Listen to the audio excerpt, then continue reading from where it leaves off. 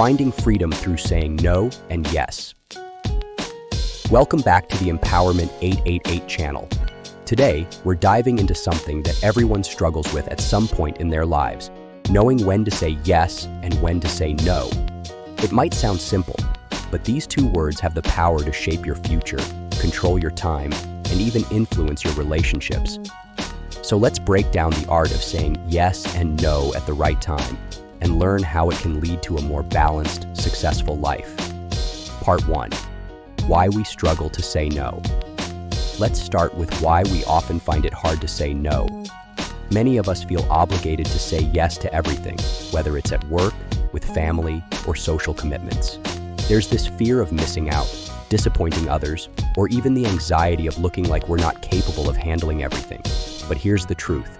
Saying yes to everything often leads to burnout, stress, and feeling overwhelmed. It leaves little time for what truly matters to us. Part 2. The power of saying no. Saying no isn't a rejection of people or opportunities. It's about protecting your boundaries and prioritizing your well-being. Studies show that people who are able to say no more often have lower levels of stress and higher job satisfaction. Think of it this way. Every time you say no to something that doesn't align with your goals or values, you're saying yes to something that does. You're giving yourself the time and energy to focus on what's really important to you. Part 3. The right time to say yes. Now, let's talk about when to say yes. While no helps protect your boundaries, yes can open doors to new opportunities. The key is to make sure you're saying yes to the right things. Opportunities that align with your goals, help you grow, and bring you closer to the person you want to become are the ones you should embrace. Studies show that saying yes to challenges outside of your comfort zone can enhance personal growth and open up possibilities you never thought were possible. Part 4. How to make the decision. So how do you decide when to say yes and when to say no? Here's a tip. Evaluate the long-term impact. Will saying yes move you closer to your long-term goals or take you further away? Will saying no allow you to invest your time in more meaningful or rewarding activities? A simple tool you can use is the 3-question rule. Does this align with my goals? Will this bring value to my life or the lives of others? Do I have the time and resources to do this well?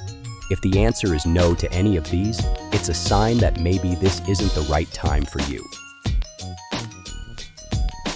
Part 5. Practical tips for saying no without guilt. Saying no can be hard, especially if you're worried about hurting someone's feelings. Here are a few strategies. Be honest but polite. Acknowledge their request, but explain why you can't commit right now. Offer alternatives. If you can't help, maybe suggest someone else who can. Practice makes perfect. The more you say no, the more confident you'll become in doing it. Remember, no is a complete sentence. You don't have to justify it endlessly. By practicing these techniques, you'll feel less guilty and more in control of your time. To wrap things up, learning to say no is just as important as knowing when to say yes. By mastering these 2 simple words, you'll take control of your life, make better decisions, and open yourself up to the right opportunities.